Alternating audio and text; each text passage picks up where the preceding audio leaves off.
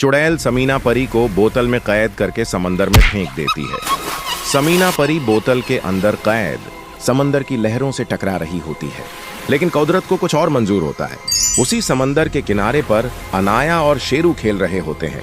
तभी अनाया और शेरू उस बोतल को देख लेते हैं जिसमें समीना परी कैद होती है। ये मंजर देखकर दोनों बहुत हैरान हो जाते हैं। अनाया तुरंत बोतल खोलकर समीना परी को आजाद कर देती है।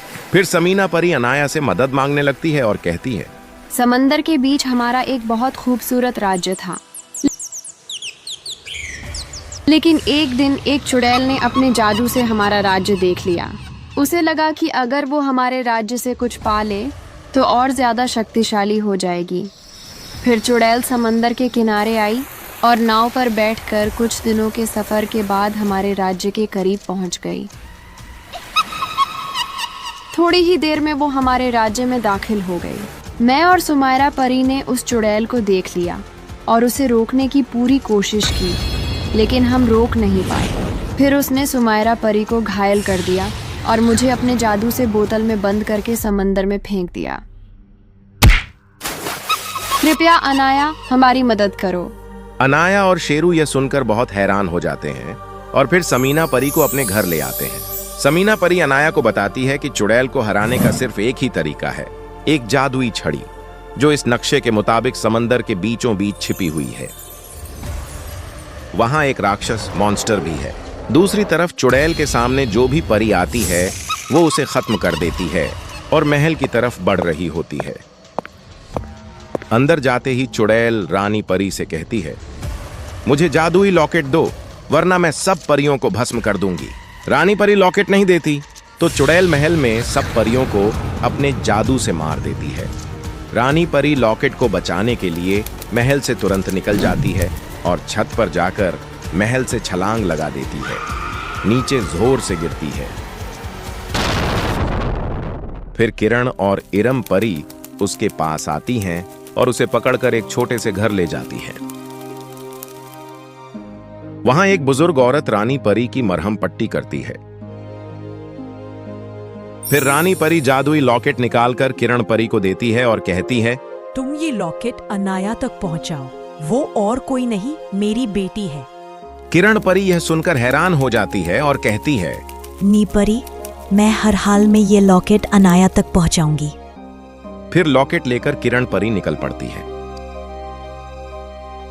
समंदर के किनारे पहुंचकर वो अपनी दोस्त डॉल्फिन को बुलाती है और उसे लॉकेट दे देती है। डॉल्फिन समझ जाती है और तुरंत लॉकेट लेकर अनाया की तरफ तैरने लगती है।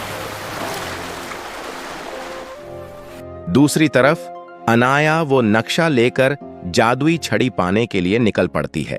कुछ देर बाद वो समंदर के किनारे पहुंच जाती है।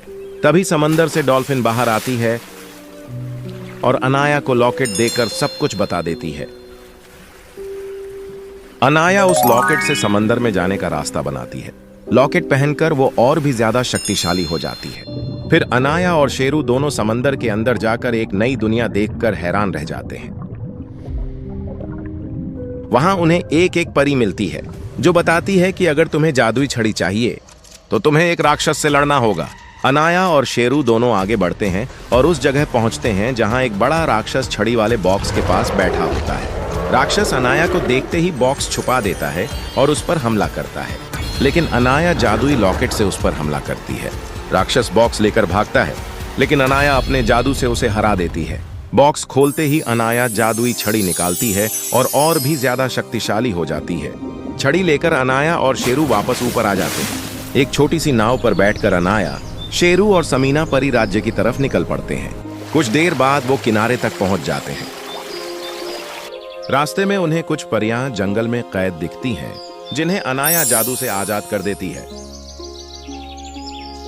आगे बढ़ते हुए कुछ और जानवर भी मिलते हैं जिन्हें चुड़ैल ने कैद किया होता है।